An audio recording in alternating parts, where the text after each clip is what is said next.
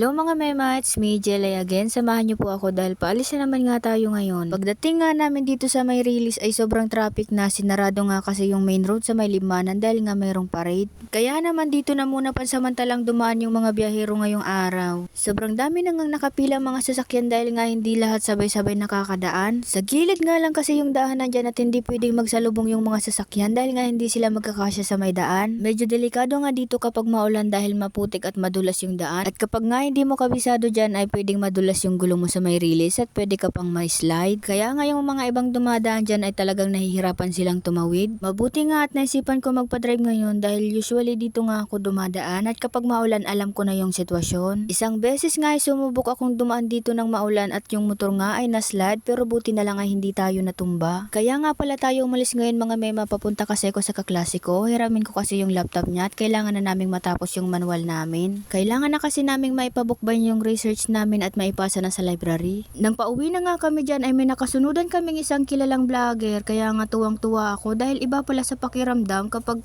yung taong napapanood mo lang ay nakita mo sa personal. Kaya nga sobrang tuwang-tuwa talaga ako nung mga oras na yan tapos nung binidyohan ko pa ay tumingin talaga siya sa camera. Pumunta nga rin muna kami dyan ng sentro dahil sabi ko manonood muna kami ng parada at pagdating ko nga ay sobrang matao na.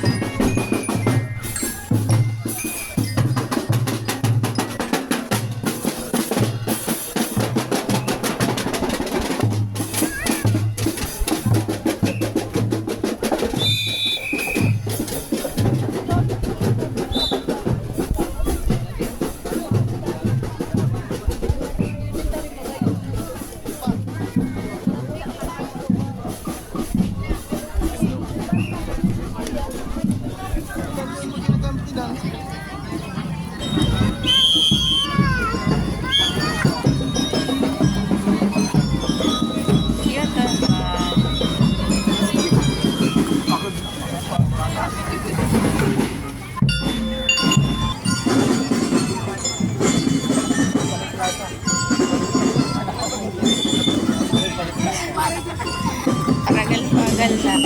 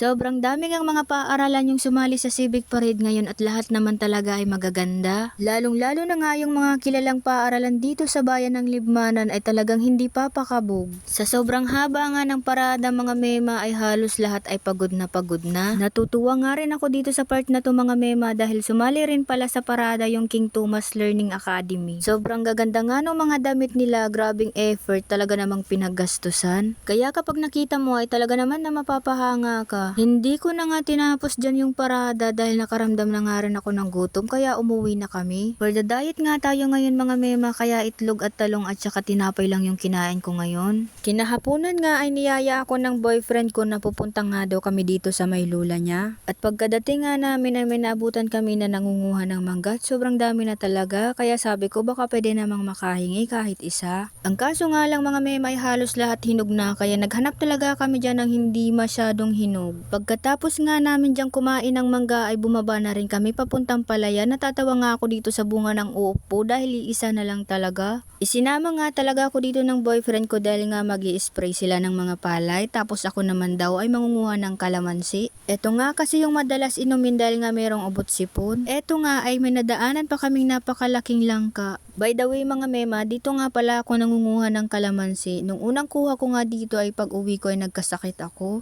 Manghang-manghanga kasi ako dito nung pinakaunang pagkuha ko dahil ang lalaki talaga ng bunga kaya bawat tingin ko talaga sa bawat puno ay napapawaw ako. Sobrang dami rin naman ng bunga ngayon kaso nga maliliit pa kaya hindi pa lahat pwedeng kunin. Ayan na nga mga mema at pinapakita ko pa nga dyan yung mga nakuha kong kalamansi. Natatawa nga ako dyan dahil pagkalaki-laki ng eco bag na dinala ko pero yung nakuha ko ay iilan lang naman. Ilang buwan na nga rin kasi kung hindi nakakababa dito kaya akala ko sobrang dami ng bunga kaya sabi ko yung malaking eco bag na yung dadalhin ko para marami rin akong makuha. At eto nga ang ason to ay sumama din dito sa amin sa baba. Nung pauwi na nga rin kami dyan ay inabutan pa kami ng sobrang lakas na ulan. O siya mga mema, hanggang dito na lang muli. Salamat sa inyong panonood.